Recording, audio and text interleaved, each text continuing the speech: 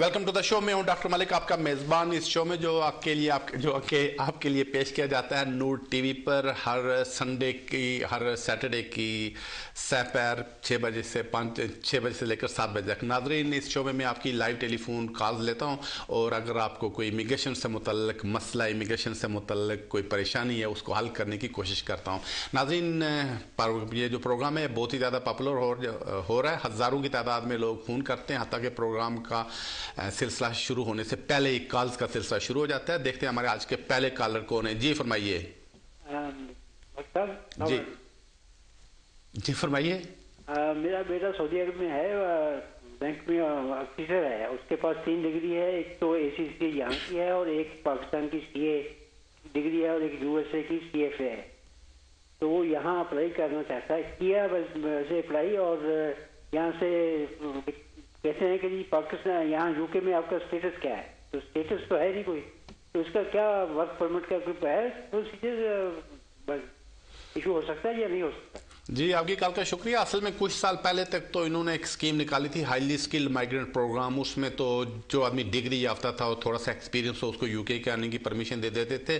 लेकिन चूंकि वो स्कीम 5-6 साल तक खुली रही, तो इस वजह से अब काफ़ी सारे लोग बाहर से आ गए, तो वो स्कीम उन्होंने बंद कर दी है। अब सिर्फ 2 रास्ते उनके लिए रह गए। एक तो ये कि अगर उनके पास 2 लाख पाउंड है, उस बुनियाद पर आ सकते हैं, या फिर एक और मिलियन पाउंड की स्कीम है, उसमें भी आ सकते हैं।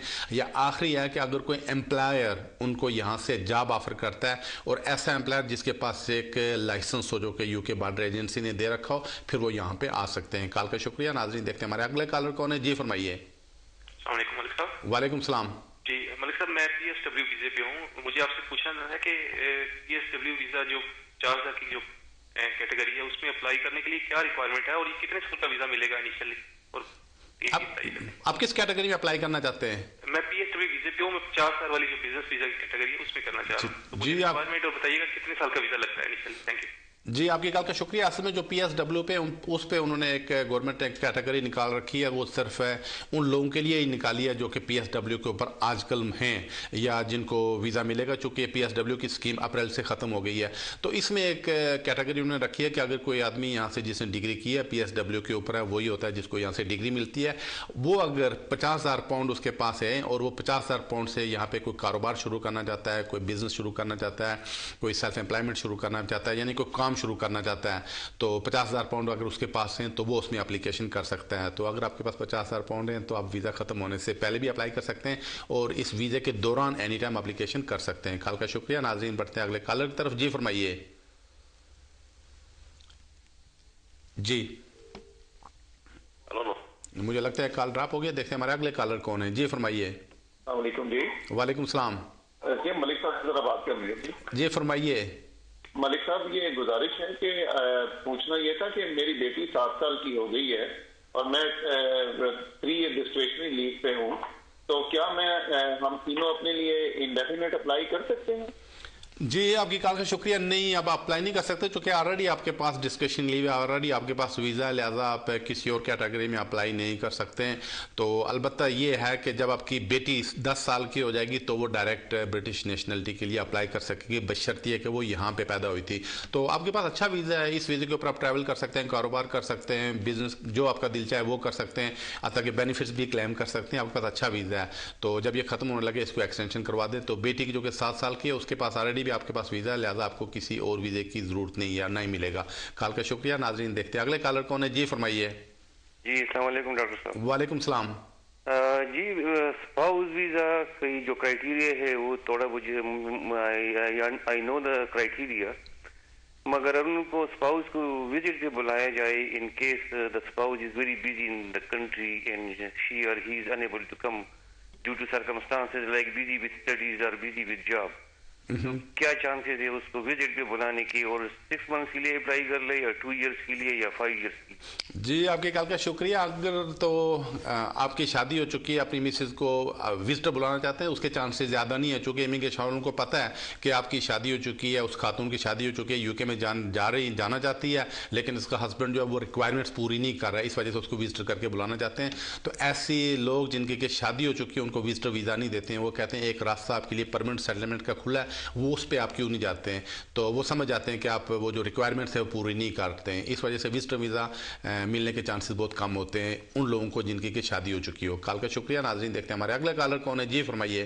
डॉक्टर साहब। वालेकुम सलाम। डॉक्टर साहब, मैंने आपसे एक बात पूछनी थी। बात यह है कि मेरे कजन है, उनको डिस्कशन लीव मिली है इस कंट्री में। ठीक है। तो उन्होंने सालन भी अप्लाई किया हुआ था, लेकिन लेक्सी के बेस को पे ना उनको मिली है। तो वो पाकिस्तान जाना चाहते हैं, तो वो डरे हैं क्योंकि अभी उनके कोई दोस्त गए हैं हाल ही में, तो वो वापस आए हैं। तो उनको एयरपोर्ट पे उन्होंने स्टॉप कर लिया था, तो उन्होंने 6 आवर्स उनको स्टॉप करके रखा हुआ था। ये भी डरे हैं कोई प्रॉब्लम तो ना होगी। जी आपकी कॉल का शुक्रिया। जो आदमी डिस्कशन लीव पे हो या जिसको मिल चुकी हो, अगर उसे असाइलम भी क्लेम की थी तब भी वो अपने कंट्री में जा सकता है, उसको वापसी पे नहीं रोकते हैं। तो अभी तक मेरे नोटिस में ऐसा कोई आदमी नहीं आया कि जिसको इमिग्रेशन वालों ने रोका हो या उसका वीज़ा कैंसिल किया और नहीं। ऐसे मामूल के शायद को सवाल पूछे होंगे, लेकिन जो डिस्कशन लीव के ऊपर होते हैं, भले से वो असाइलम सीकर वो अपने कंट्री में जा सकते हैं। तो आपके जो फ्रेंड है जिनको वीज़ा मिला है तो बिल्कुल ये ट्रैवल कर सकते हैं, इन्हें वापसी पे किसी किस्म की कोई परेशानी का सामना नहीं करना पड़ेगा। कॉल का शुक्रिया। नाज़रीन देखते हैं हमारे अगले कॉलर कौन है। जी फरमाइए। हेलो जी फरमाइए। हेलो जी, मैं पता कर रहा था कि जो सुना है कि अब जो है नया कानून निकला है कि जब कोई जाए शादी के लिए इंडिया पाकिस्तान है तो 18,000 आपकी सैलरी होनी चाहिए, तब आपको वीजा मिलेगा, वैसे नहीं होगा मिलेगा। तो ये बात सही है? जी आपके कॉल का शुक्रिया। हाँ, ये एक कानून जो निकला है, जो रूल लागू हुआ या 9 जुलाई को लागू हुआ, जिसमें उन्होंने ये कहा है कि अगर कोई आदमी शादी करता है और अपनी बीवी को बुलाना चाहे तो उसमें 2 शराइत होती हैं। पहली तो ये कि वो जो बीवी आ रही हो उसने इंग्लिश टेस्ट पास किया हो, और दूसरी ये कि जो स्पॉन्सर यहाँ पे हो ये 18,600 पाउंड सालाना इसकी इनकम होनी चाहिए। तो इसको हम कोर्ट में ले गए थे, तो कोर्ट ने कहा है कि ये फेयर नहीं है, तो होम ऑफिस इस रूल को चेंज करेंगे। लेकिन जब तक ये रूल चेंज नहीं होता, चूँकि रूल चेंज करने में महीने लग जाते हैं, जब तक ये रूल्स चेंज नहीं होते तब तक यही कानून 18,600 का चलेगा। नया प्रोसीजर यही होगा कि नया बिल बनेगा जो होम ऑफिस जो कि जाएगा पार्लियामेंट में, उसको पास करेंगे तो उसको पार्ट ऑफ रूल्स बना देंगे। लेकिन जब तक कोई नई इसमें चेंज नहीं आती 18,600 पाउंड ही का रूल रहेगा। कॉल का शुक्रिया। नाज़रीन देखते हैं अगले कॉलर कौन है। जी फरमाइए। हेलो जी। हाँ जी मलिक साहब, मुझे ये पूछना था कि मेरा बेटा 7 साल का हो गया इस कंट्री में, यूके बोर्न है, तो हम दोनों को क्या लाइफ इन द यूके करना पड़ेगा क्या? जी आपके कॉल का शुक्रिया। नहीं, आपको life in UK test pass करने की अभी ज़रूरत नहीं है। आप अगर बच्चा इधर 7 साल का हो गया तो आप 7 साल की बुनियाद पे बच्चे के लिए अप्लाई कर सकते हैं। तो इसमें आमतौर पर डिस्कशन लीव मिलती है जो 3 साल की होती है, और जब ये 3 साल ख़त्म हो जाएंगे फिर और 3 साल का वीज़ा मिलेगा। लाइफ इन यूके की आपको ज़रूरत नहीं है। लाइफ इन यूके जब कोई इंडेफिनिट स्टे के लिए अप्लाई करना चाहता है उस वक्त ज़रूरत होती है, अभी आजकल आपको इसकी ज़रूरत नहीं पड़ेगी, उसके बगैर भी अप्लीकेशन कर सकते हैं। कॉल का शुक्रिया। नाज़रीन देखते हैं अगले कॉलर कौन है। जी फरमाइए। हेलो, मैं और मेरा हस्बैंड यहाँ पर तकरीबन 6 साल से हैं। We've been here for 6 years now. We came from India initially. I know I can apply for indefinite leave to remain now because. So what kind of visa have you got? At the minute, I've got my work permit visa on the Tier 1 General. Okay, thank you for your call. Basically, work permit comes under Tier 2, not Tier 1 General. Tier 1 General is a separate thing and Tier 2 is a separate thing. Anyway, if you complete 5 years under Tier 1 or Tier 2, you can apply for indefinite stay on completion of 5 years. Thank you for your call. नाज़रीन देखते हैं हमारे अगले collar कौन है। जी फरमाइए। वालेकुम सलाम। हाँ जी, क्या हाल है सर? जी आप टीवी की आवाज़ थोड़ी सी कम कर लें। अच्छा सर, ये मेरा मसला ये था कि मेरा एक कजन है, ठीक है, वो यूके में तकरीबन 7-8 साल से उधर मुकीम है, ठीक है। ठीक है, आप टेलीफोन के ऊपर बात करें। जी जी, तो यानी कि मेरा कजन है, तो वो तकरीबन 7-8 साल से यूके में मुकीम है, तो उसके साथ यानी कि आप टीवी की आवाज़ कम कर दें। टीवी की आवाज़ ज़्यादा है तो हमें सुनाई नहीं दे रहा है। मुझे आपकी कॉल ड्रॉप करना पड़ेगी क्योंकि आपकी आवाज़ टीवी की इतनी ज़्यादा बुलंद थी कि हमें कुछ सुनाई नहीं दे पा रहा था। तो दोबारा कॉल करें, हम आपकी कॉल ले लेंगे। देखते हैं हमारे अगले कॉलर कौन है। जी फरमाइए। अस्सलाम वालेकुम सर। वालेकुम सलाम। अच्छा सर, मैं यहाँ पे स्टडी कर रहा हूँ, मेरी अभी डिग्री कंप्लीट होने वाली है, नवंबर में इंशाल्लाह मेरी मास्टर डिग्री हो जाएगी। तो मुझे ये बताएं कि क्या मैं जो इंटरव्यू का वीजा उसके लिए अप्लाई कर सकता हूँ या कोई बेस्ट पॉसिबिलिटीज है आगे नेक्स्ट फर्दर के लिए? जी आपकी कॉल का शुक्रिया। हाँ, एंटरप्रेन्योर अप्लाई कर सकते हैं, लेकिन उसमें आपके पास 2 लाख पाउंड होने चाहिए। अगर वो है तो फिर एप्लीकेशन कर सकते हैं। दूसरा ऑप्शन ये है कि डिग्री अगर आपको मिल जाती है तो उसके बाद अगर कोई आदमी आपको जॉब ऑफर करता है, वो आदमी जिसके पास के यूके बॉर्डर एजेंसी का लाइसेंस है, तो आपकी वर्क परमिट का चांसेस भी अंडर Tier 2 है। लेकिन अगर आप एंटरप्रेन्योर जाना चाहें तो वो भी जा सकते हैं। कॉल का शुक्रिया। नाज़रीन बढ़ते अगले कॉलर की तरफ। जी फरमाइए। जी। वालेकुम सलाम। सर मैं खालिद बात कर रहा हूँ। मेरा मसला ये है कि मैं शादी कर इधर यूके में आया था, तो अभी मेरा बच्चा है जो 1.5-2 साल का हो गया है। ठीक जी, तो वो अभी जो है ना मेरी बीवी से थोड़ी क्रॉसिंग हो गई है, तो क्या मैं बीवी के बगैर जो इंडेफिनिट स्टे अप्लाई कर सकता हूँ? जी आपकी कॉल का शुक्रिया। नहीं, ये थोड़ा सा टेक्निकल मसला है। अगर आपका बेटा ना होता फिर तो आपके चांसेस बहुत ही कम थे, लेकिन जो कि आपका बच्चा है तो नया कानून अब ये है कि आदमी बच्चे की बेस पे यहाँ पे रह सकता है। तो अगर कोई बच्चे की बेस पे अप्लाई करे तो उसमें 1 साल का वीज़ा मिलता है। 1 साल के बाद इंडेफिनिट स्टे का आपको जो इंडेफिनिट स्टे वो मिल सकता है। तो चूँकि उसमें थोड़ी सी रिक्वायरमेंट्स हैं तो ज़्यादा बेहतर है किसी वकील से मिल रहे हैं, उनसे डिटेल में एडवाइस ले लें। आपकी कॉल का शुक्रिया। नाज़रीन देखते हैं हमारे अगले कॉलर कौन है। जी फरमाइए। हेलो, गुड इवनिंग जी फरमाइए। कैसे सर, ठीक ठाक? जी ठीक है, फरमाइए। मेरे पास EU नेशनल का वीजा है। मैं इंडियन नेशनल हूँ, पर मेरी जो वाइफ है वो EU की नेशनल है, पोलैंड की। तो मैं जानना चाहता हूँ, अगर मैं पोलैंड जाना चाहता हूँ तो मेरे को पोलैंड का वीजा चाहिए और मैं ऐसे ही जा सकता हूँ? क्या आपका? मेरे पास इंडियन पासपोर्ट है, उस पर 5 ईयर का रजिस्ट्रेशन। ठीक है, तो अभी प्रॉब्लम क्या है आपकी? अगर मैं पोलैंड जाना चाहूँ तो मेरे को पोलैंड का वीजा चाहिए और मैं ऐसे ही जा सकता हूँ? जी आपकी कॉल का शुक्रिया। नहीं, अगर आपके पास इंडियन पासपोर्ट है तो आपको इंडियन ही ट्रीट करेंगे। तो इसका मतलब है आप किसी भी कंट्री में अगर जाना चाहें, पोलैंड जाना चाहें, तो बिल्कुल आपको वीज़े की ज़रूरत पड़ेगी। तो आपको वीज़ा लेना पड़ेगा क्योंकि उसमें एग्जम्पशन नहीं। हाँ, अलबत्ता आपके पास अगर ब्रिटिश पासपोर्ट होता तो फिर आप उसके बगैर जा सकते थे। तो इस वक्त जो इंडियन सिटीजन है वो सिर्फ नेपाल में बगैर वीज़े के जा सकते हैं, बाकी हर कंट्री में वीज़े की ज़रूरत पड़ती है। कॉल का शुक्रिया। नाज़रीन बढ़ते अगले कॉलर की तरफ। जी फरमाइए। वालेकुम सलाम। जी मेरा ये था कि मेरे सिस्टर लॉ होती हैं इंग्लैंड में, यूके में, तो नई पॉलिसी के तहत ब्रदर इन लॉ को स्पॉन्सर कर सकते हैं विजिट के लिए? जी आपकी कॉल का शुक्रिया। नहीं, ऐसे आप किसी को बिजनेस के लिए स्पॉन्सर नहीं कर सकते। उसमें कानून ये है कि अगर कोई आदमी बिजनेस करने के लिए यूके में है उसके पास अपने पैसे होने चाहिए। तो इस वक्त रिक्वायरमेंट ये है कि उसके पास 2 लाख पाउंड हो और उसने इंग्लिश का टेस्ट पास किया हो। ये अगर 2 रिक्वायरमेंट कोई भी पूरी कर सकता है वो यूके में सेटलमेंट के लिए आ सकता है, लेकिन स्पॉन्सर कोई किसी को नहीं कर सकता है। कॉल का शुक्रिया। नाजरीन देखते हैं अगले कॉलर कौन है। जी फरमाइए। अस्सलाम वालेकुम जी। वालेकुम सलाम। मेरे वालिद साहब जिनकी उम्र 80 साल है वो पाकिस्तान में हैं। हम उनके 3 बच्चे हैं जो यहाँ पे सेटल हैं। तो वो आए थे 6 माह के लिए वीजा पे लास्ट ईयर। तो अभी हम उसको दोबारा बुलाना चाहते हैं यहाँ पे। तो आप मुझे मशवरा देंगे कि उनके परमानेंट स्टे के लिए उनको बुला सकते हैं कि उन्हें वहाँ लुक आफ्टर करने वाला कोई नहीं है? और अगर हम 2 साल के लिए अगर अप्लाई करें तो मैंने ये सुना है कि हर 6 माह बाद उन्हें वापस पाकिस्तान जाना पड़ेगा, जबकि उनकी मेडिकल कंडीशन इतनी अच्छी नहीं है कि वो वापस पाकिस्तान जा सकें। तो आप ये भी बताएं कि परमानेंट स्टे के लिए हमें कितने मंथ की स्टेटमेंट चाहिए और कितने पैसे होने चाहिए हमारे बैंक में?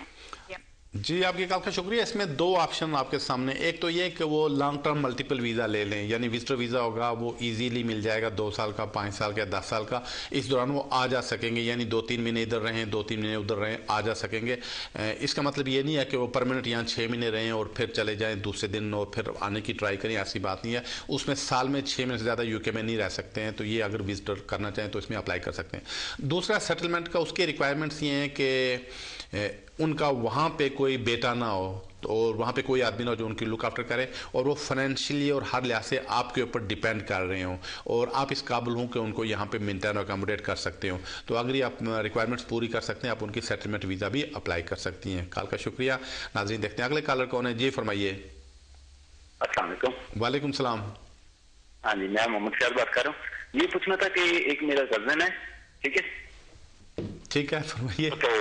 तो वो मतलब यूके में 7-8 साल से उधर मुकीम है, ठीक है सर। तो मतलब ये कि वो उधर मुकीम है तो वो अनलीगल रह रहा है। तो वो काफी तकरीबन वो 5-6 महीने पहले ना पकड़ा गया है। तो वो ये पूछना था कि आया तो वो जो यूके की गवर्नमेंट है उसको स्टे दे देगी, उसके कोई भी कंप्लेंट भी नहीं है उधर यूके में 7-8 साल से, उसको स्टे दे देगी या वापस पाकिस्तान भेज देगी? जी, आपकी कॉल का शुक्रिया। उसके स्टे मिलने के चांसेस मुझे कम लगते हैं। असल में गलती उसने ये की कि जब यूके में आया था उसी वक्त किसी वकील से मिलकर अगर को अप्लाई कर देता तो मुझे यकीन है उसका स्टे उसको मिल चुका होता। चूँकि 14 साल के दौरान तकरीबन 2 से 3 स्कीम्स ऐसी निकली हैं जिसमें कि इलीगल लोगों को या ओवरस्टेयर लोगों को स्टे मिला है। तो अगर उसने अप्लाई किया तो उसको स्टे मिल चुका होता। तो अभी उसके लिए खासा मुश्किल है, चूँकि जो 14 साल का कानून है ये भी अब ख़त्म हो चुका है। तो ज़्यादा बेहतर उसे कहें किसी वकील से मिले, सारी बात बताएं, शायद वो ह्यूमन राइट्स में एप्लीकेशन कर सकता हो, लेकिन ज़्यादा बेहतर है किसी वकील से मशवरा कर ले। कॉल का शुक्रिया। नाज़रीन बढ़ते अगले कॉलर की तरफ। जी फरमाइए। वालेकुम सलाम। जी मुझे 5 इयर्स का रेफ्यूजी स्टेटस मिला हुआ है। मेरी इधर एक बेटी है, वो 1.5 साल की तकरीबन। मेरे हस्बैंड जो है वो स्टूडेंट है, तो अभी हमने उनका अप्लाई किया हुआ है, 6 मंथ से ज़्यादा हो गए हैं। तो उसने अभी तक कोई जवाब नहीं आया। उनके फिंगरप्रिंट शुरू में हो गए थे, लेकिन और अभी वो मेरे साथ कौंसल का घर है, इधर रह रहे हैं, तो इसमें कोई प्रॉब्लम तो नहीं है। तो शादी आपकी स्टेटस मिलने के बाद हुई थी या पहले हुई थी? पहले इधर हमने वो ब्रिटिश मैरिज जो है वो भी इधर ही हुई थी, वो पहले हुई थी। ठीक है जी, आपकी कॉल का शुक्रिया। हाँ, अगर तो किसी आदमी को यहाँ पे रेफ्यूजी स्टेटस मिल जाए तो वो फैमिली रीयूनियन में अपने जो डिपेंडेंट्स हैं उनको यहाँ पे रख सकता है या उनको बुला सकता है यहाँ पे। तो उसमें काम करने की या मेंटेन करने की या मेंटेनेंस या अकोमोडेशन की जरूरत नहीं होती है। तो अगर आपकी शादी पहले हो चुकी थी, आप आपने एप्लीकेशन की है, तो मुझे यकीन है उस केस का जल्दी फैसला हो जाएगा। कॉल का शुक्रिया। नाजरीन बढ़ते हैं अगले कॉलर की तरफ। जी फरमाइए। वालेकुम सलाम। ये पता करना था कि मेरी ब्रदर की शादी हो रही है पाकिस्तान। अच्छा। तो यहाँ पे जो लड़की है वो यहाँ की ब्रिटिश नेशनल है, तो अगर उनको नई रिक्वायरमेंट का 18,600 होना चाहिए, तो जो हमारे जो हमने सुना था कि शायद ये केस कोर्ट में गया हुआ है, तो उसके बारे में बताएंगे क्या वाकई केस कोर्ट में गया हुआ है कि नहीं गया हुआ? अगर वाकई 18,600 है तो जिसकी अगर ना हो तो फिर क्या कोई और दूसरा हल है? और उसके अलावा एक और चीज पूछते, एक कजन है स्टूडेंट, वो 6-7 साल से यहाँ पर है। अगर उसने यहाँ पे रहना हो तो सुना 10 साल का रिक्वायरमेंट होती है, 10 साल कोई लीगल रहे तो उसको ILR मिल सकता है। तो क्या ये भी बात ठीक है? तो प्लीज इसके बारे में जी, आपकी कॉल का शुक्रिया। आपके सवाल काफ़ी ज़्यादा हो गए। तो जहाँ तक आपके भाई का ताल्लुक है, हाँ, उसकी बीवी को 18,600 पाउंड इनकम होगी तभी तो वो अपने हस्बैंड को यहाँ पे ला सकेगी। अभी रूल यही है, लेकिन नए रूल्स चेंज होने में और नए रूल लागू होने में उसमें काफ़ी अर्सा लग जाएगा। उसमें श्योर भी नहीं कि कब होगा या होगा भी या नहीं होगा, तो इसमें काफ़ी देर लग जाएगी। फिलहाल 18,600 का ही कानून है। दूसरी बात ये कि अगर कोई पढ़ने के लिए यहाँ पे आता है स्टूडेंट या किसी तरीके से लीगल तरीके से यहाँ 10 साल तक रहता है, तो 10 साल पूरे होने के ऊपर इंडेफिनिट स्टे के लिए अप्लाई कर सकता है। आपकी कॉल का शुक्रिया। नाज़रीन देखते हैं हमारे अगले कॉलर कौन है। जी फरमाइए। जी वालेकुम सलाम। जी पूछना था, मेरे वालिद साहब हैं, 67 ईयर्स उनकी उम्र है। ठीक है। तो उनको क्या नाम है इसका, यहाँ मैं वो 10 साल से मुझे विजिट करने आते, मैं ब्रिटिश पासपोर्ट होल्डर हूँ। मुझे क्या नाम है इसका यहाँ पे सेटलमेंट वीजे के लिए कि वो यहाँ से अप्लाई कर सकते हैं या पाकिस्तान से अप्लाई करेंगे? जी समझ गया। आपकी कॉल का शुक्रिया। असल में पहले तो रूल्स ये होता था कि अगर कोई आदमी पेरेंट्स है या कोई डिपेंडेंट आपका यूके में आता है, तो फैमिली डिपेंडेंट अगर उनकी उम्र 65 से ज़्यादा है, जैसे आपके पेरेंट्स यूके में आते हैं, पहले ऐसा रूल्स था कि वो यहीं से एप्लीकेशन कर सकते थे। लेकिन जुलाई के फर्स्ट वीक में ये रूल चेंज हो गया, 9 जुलाई को। अब वो कहते हैं इमिग्रेशन वाले कि वो पाकिस्तान से ही अप्लाई कर सकते हैं। लेकिन अगर फिर भी अगर आपके फादर यहीं पर मौजूद हैं तो आप यहीं से एप्लीकेशन कर लें और देखें उसका क्या जवाब आता है। चूँकि मेरे ख्याल में ये काफ़ी ज़्यादती है कि एक आदमी यहाँ पे मौजूद हो, उसके सिर्फ वापस भेजा जाए कि वहाँ से वो एप्लीकेशन करके वापस आए। इस सिलसिले में एक हाई कोर्ट का डिसीजन भी आया था हमारे ही केस में। उन्होंने ये कहा था कि ये अगर कोई आदमी यहाँ पे मौजूद है, अगर रूल्स पूरे करता है, उसको यहीं से स्टे दें बजाय उसके ज़हमत की जाए उसको जाने की। तो अगर आपके फादर जुलाई से पहले आए थे, यहीं पर हैं, तो आप यहीं से एप्लीकेशन दे सकते हैं। तो देखें उसका क्या रिजल्ट आता है। वैसे रूल्स यही कहते हैं कि आप अपने कंट्री से ऐसी एप्लीकेशन की जा सकेंगी। कॉल का शुक्रिया। नाज़रीन अगले कॉलर की तरफ बढ़ते हैं। जी फरमाइए। जी मुझे लगता है ये कॉल ड्रॉप हो रही है। देखते हैं हमारे अगले कॉलर कौन है। जी फरमाइए। हेलो जी। हेलो जी फरमाइए। What is? I just wanted to find out because I've got married from Pakistan and I'm a lone parent already before from England, and I want to know where's my human rights then if I want to call my husband over. I work at the moment, but I've only got a part-time contract. So you're not working full-time? No, I work part-time because I've got a daughter to look after, you see, so I can't work full-time, and I can't meet the requirements of the 18,500. So how does it work with me? Like, Thank you for your call. Basically, when they made rules, they thought about that very deeply, and then the immigration people say that if somebody comes to the UK, if you are not working here and you are not earning enough, if he comes to the UK, he will become burden on the state, so they don't want to create any more burden on the state. So human rights come into that, but maintenance and accommodation is important. So these are the rules we have to follow. What can we do? And the best thing is just speak to your local MP and then see they might be able to help you. Thank you for your call. नाज़रीन देखते हैं हमारे अगले collar कौन है जी फरमाइए. Assalamualaikum. I did ring earlier. I think the call got disconnected. Very quickly, the question is, I can apply for indefinite leave to remain because I've been in the country for 5 years now. First it was HSMP, then Tier 1. My question is, when I apply for the indefinite leave to remain, I want to know what rules in terms of age and income would be applicable. Would it be when I applied for the first HSMP? Because at that time I was 26, so would I get those points, or would I get the points for now, like, which I'm 30 plus now? So what's the point system? That's what I need to really understand, basically. Got you. Thank you for your call. Basically, when you applied last time for your extension, and the same criteria for your income should apply now. So whatsoever income was that time when you applied last time extension, this income, that criteria, that threshold remains the same. So there shouldn't be any problem. So whatsoever you were earning last time, it will remain the same. So you can make an application indefinite stay provided you are maintaining the same threshold. Thank you for the call. नाज़रीन देखते हैं हमारे अगले collar कौन है जी फरमाइए. जी मुझे लगता है इनकी टीवी की आवाज़ बहुत ज़्यादा है, ये कॉल ड्रॉप करना पड़ेगी. देखते हैं हमारे अगले कॉलर कौन है जी फरमाइए. अस्सलाम वालेकुम. वालेकुम सलाम. पहले फोन कि था अपने अब्बू के लिए कि उनके परमानेंट स्टे के लिए अगर अप्लाई करें तो आपने ये नहीं बताया कि कितने महीने की स्टेटमेंट्स होनी चाहिए और कितनी रकम हमारे बैंक में होनी चाहिए. जी आपकी कॉल का शुक्रिया. नहीं, उसमें कोई फिक्स नहीं है कि आपके बैंक में कितने पैसे हैं. जैसे पॉइंट बेस्ड सिस्टम में है कि आपके बैंक में 2000 पाउंड हो, 3000 पाउंड हो, लेकिन इसमें कोई इतना नहीं है. सिर्फ इतना पता चले कि आप अपने आप को मेंटेन अकोमोडेट कर सकते हैं और उनको भी मेंटेन अकोमोडेट कर सकते हैं. तो इसमें आप 5-6 महीने की बैंक स्टेटमेंट भेज दें, वो काफ़ी होगा. आल दो रूल्स में ये नहीं लिखा है कि पिछले साल की भेजें या 6 महीने की भेजें, लेकिन आमतौर पर अगर 5-6 महीने की बैंक स्टेटमेंट भेजते हैं तो उससे इमिग्रेशन ऑफिसर या एंट्री क्लियरेंस ऑफिसर जो वहाँ पे है उसको आइडिया हो जाएगा कि आपकी इनकम कितनी है, आपके एक्सपेंसेस कितने हैं, कि आप उनको यहाँ पे अफोर्ड कर सकते हैं या नहीं कर सकते हैं. कल का शुक्रिया. नाज़रीन देखते हैं अगले कॉलर कौन है जी फरमाइए. हेलो अस्सलाम वालेकुम. वालेकुम सलाम. सर मैं ये कहना चाह रहा था कि मेरा नाम रेहान है और एक्चुअली हुआ ये है कि मुझ पे बैन लगा है 7/3/20 का बैन है. तो मैंने एजेंट के थ्रू अप्लाई किया था इंग्लैंड के लिए. तो मेरे कोई भी और मेरे बैंक स्टेटमेंट, मेरे बाकी जो मेरी डिग्री थी वो सब कुछ जेन्युइन थी, लेकिन जो दाखिला एजेंट ने करवाया था वो भी उसने मेरे हाल में कोई फेक डॉक्यूमेंट दाखिले का लगाया है. तो सर आप प्लीज मुझे गाइडलाइन कीजिए कि मैं नेक्स्ट अप्लाई कर सकता हूँ. अगर कर सकता हूँ तो ये मेरा बैन कैसे टूटेगा. मैं विजिटर अप्लाई करना चाह रहा हूँ अभी, तो ये बैन का मसला है, तो प्लीज आप मेरी हेल्प कीजिएगा. Thank you.